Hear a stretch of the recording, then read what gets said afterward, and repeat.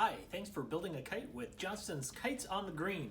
We've got the kite kit here that will be able to walk through how to build it and put it together. It is made out of a paper bag, so please color it and detail it with any kind of pictures you want to have on it. Inside the kit, we have all the supplies that you're going to need, so you're only going to need a pair of scissors. You've also got instructions, full detail instructions on the back that have step-by-step instructions, which I'll run through now. With your scissors, it shows the cut lines as dotted lines. I like to think of those as railroad tracks to take your scissors down to guide. So we're going to cut the bottom off first, following the dotted line, and we cut the whole bottom off, which will open it up so that you have two sides. We're only going to want to cut one layer this time. We're going to follow these dotted lines with our scissors, and we're going to cut these two gray triangles off, completely off. When it comes to this middle section, I just like to keep going up to the top to cut off the other triangle. That way it opens up to where you have your kite ears on each side. I'm going to finish cutting off these gray triangles, following the dotted lines, just like railroad tracks.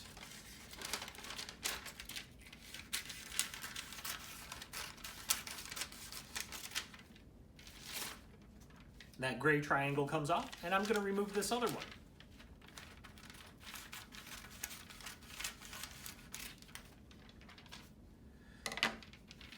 And there we have our kite that opens up and looks something like this.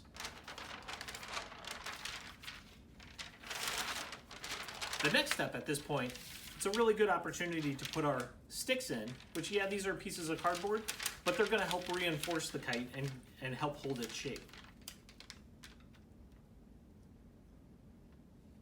This can be a little tricky, so sometimes I like to,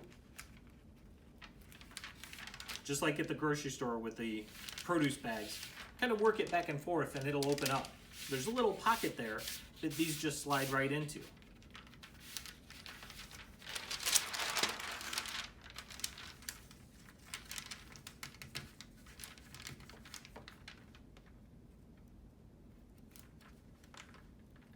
They can be a little tricky, so don't give up.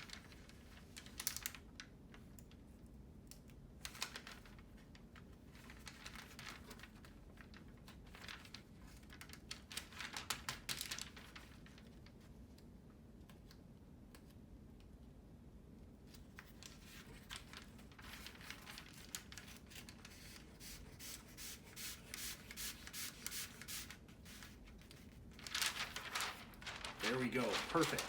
Now we can open it up just like this. And in your kits, you're gonna have a little piece of adhesive sticker that you can use in place of tape. If you have tape or would like to use tape, you certainly could, but it's not necessary. If you use tape, I like to do about as long as your finger and tear it off. You'll have, on each ear, you'll have a little black dot, and we wanna cover that dot with tape because that will be where we use a hole punch or our scissors to make a hole so that we can tie our bridle onto our kite. Lots of different kites have lots of different ways to attach the string. And just like with a horse, it's called a bridle because it takes two strings down to one. That way we'll only have one string for our kite that we can hold on to.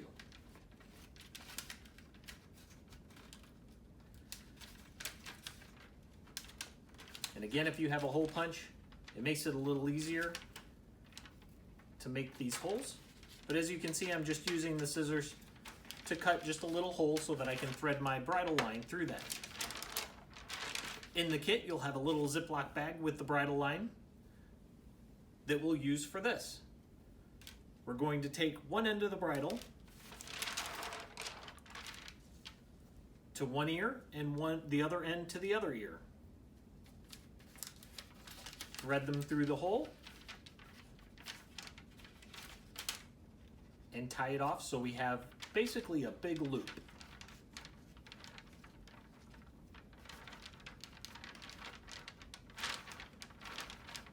And I'm just doing a simple overhand knot, like when you start tying your shoes, to make it really easy. And I like to do 2 or 3 just so that it's held secure on that end.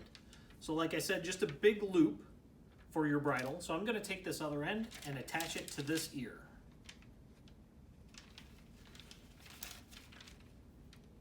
And again, simple overhand knot. I'm going to tie it once, twice,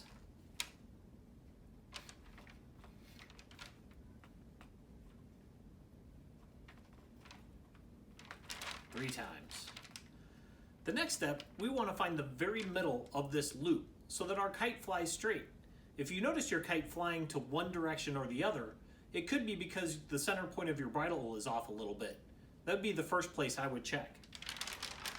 What I like to do is I like to put the ears together and then run my fingers up both ends of the bridle line so that I have a loop. Then what I like to do is, so that I don't lose that middle part, I'm going to tie an overhand knot so that you have a loop with a knot that also gives you a handy place to be able to tie your flying line to. You'll have a little winder in your kit, and you find the end. And this is where essentially you want to tie these two together. You can run this through the loop and tie it with an overhand knot, or if you want a little advanced technique, there is a loop at the end.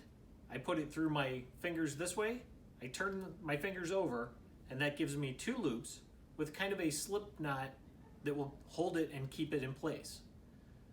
And I take my flying line and I pass it through this loop. Then when I pull on the flying line, it's going to tighten and pull those 2 together. This is also kind of handy because it gives you the opportunity to take your flying line off of your kite, just in case you wanted to add more line or use a different line. Those are the basic components to building your kite. Now you can get creative as you'd like to, simply because you can add tails to the bottom of your kite. You can do multiple, you could do a single. I've seen loops. And that's the cool part about kites, is you can use your creativity to make it the way you like.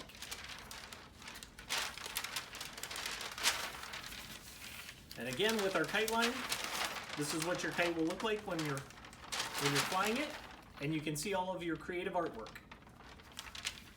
Thanks for joining us for building a kite at Kites on the Green in Johnston.